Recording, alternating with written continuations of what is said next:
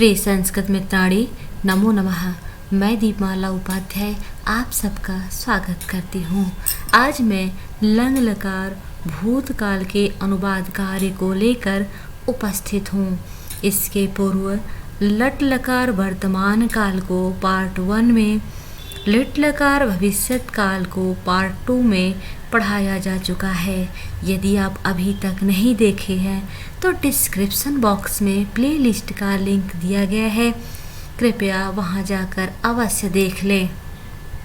आज हम लोग लंग लकार के अनुवाद कार्य को सीखेंगे। लंग लकार का प्रयोग भूतकाल अर्थात पास्ट टेंस के अर्थ में होता है।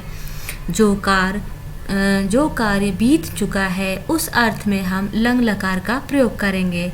जैसे एक राजा था, उसने पढ़ा, वह गया, इस अर्थ में हम लंग लकार का प्रयोग करते हैं।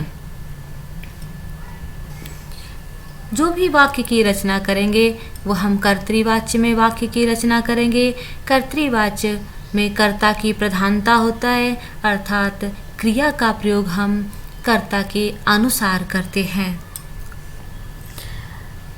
लंग लकार का जो क्रिया होता है उसका रूप अपठत, अपठताम, अपठन, अपठः, अपठतम, अपठत, अपठम, अपठावा, अपठामा, इस तरह से रूप चलता है।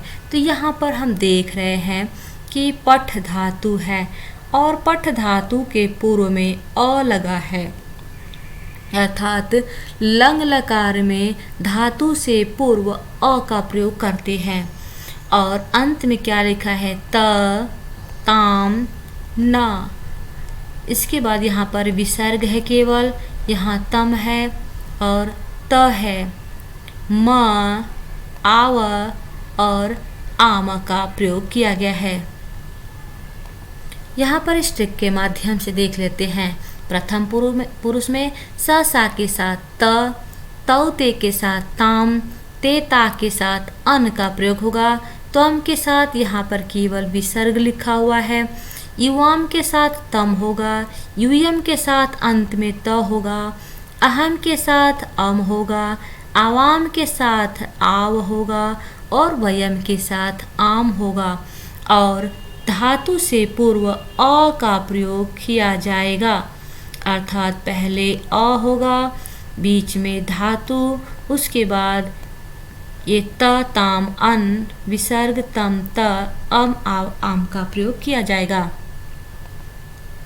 देख लेते हैं वाक्य रचना को। सबसे पहले हम उत्तम पुरुष को लेंगे।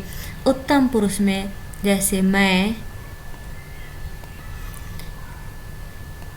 मैंने पढ़ा या मैंने पढ़ा था, तो क्या हो जाएगा? अहम, अहम।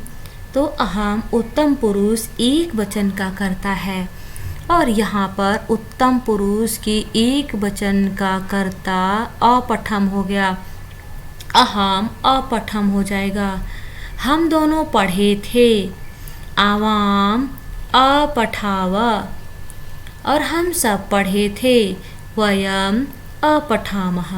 तुम पढ़े थे, त्वम अपठः, तुम दोनों पढ़े थे, युवाम अपठतम, तुम सब पढ़े थे, यूयम अपठत। इसके बाद प्रथम पुरुष पे आते हैं। उसने पढ़ा था या वह पढ़ा, सह अपठत, तौ अपठताम, वे दोनों पढ़े थे, तौ अपठताम, वे सब पढ़े थे, ते अपठन। इसी प्रकार से हम अन्य धातुओं को भी लिख सकते हैं, जैसे अलिखत, अलिखताम, अलिखन, अलिखः, अलिखतम, अलिखत, अलिखम, अलिखावा, अलिखामा, अगच्छत, अगच्छताम, अगच्छन, अगच्छः, अगच्छतम, अगच्छत, अगच्छम, अगच्छावा, अगच्छामा। वाक्य को देख लेते हैं। प्रथम पुरुष के पहला एक वचन में होगा उसने पढ़ा था या वह पढ़ा, तो उसने का भी सह होगा, सह। कभी कभी जब लंग लकार में पूछ दिया जाता है और उसने लिख दिया जाता है तो आप लोग परेशान हो जाते हैं कि उसने का क्या होगा। लंग लकार में अगर वाक्य दिया गया है कि उसने पढ़ा था, उसने कहा था, तो वहाँ पर सह का प्रयोग ही करेंगे। सह अपठत, वह गया, सह अगच्छत, वे दोनों पढ़े थे, तौ अपठताम, वे दोनों गए, तौ अगच्छताम, वे सब पढ़े थे, ते अपठन, वे सब गए, ते अगच्छन। मध्यम पुरुष में तुमने पढ़ा था या तुमने पढ़ा, त्वम अपठः, तुम गए या तुम गए थे, त्वम अगच्छः, तुम दोनों पढ़े थे, युवाम अपठतम, तुम दोनों गए थे, युवाम अगच्छतम, तुम सब पढ़े थे, यूयम अपठत, तुम सब गए थे, यूयम अगच्छत। उत्तम पुरुष की वाक्य को देख लेते हैं। मैंने पढ़ा था या मैंने पढ़ा। अहम अपठम, मैं गया या मैं गया था। अहम अगच्छम, हम दोनों पढ़े थे। आवाम अपठावा, हम दोनों गए थे। आवाम अगच्छावा, हम सब पढ़े थे। वयम अपठामा, हम सब गए थे। वयम अगच्छामा। इस प्रकार से यहाँ पर अन्य धातुओं का प्रयोग करके आप लोग वाक्य का निर्माण कर सकते हैं। इस तरह से अन्य धातुओं के साथ आपको अभ्यास करना चाहिए।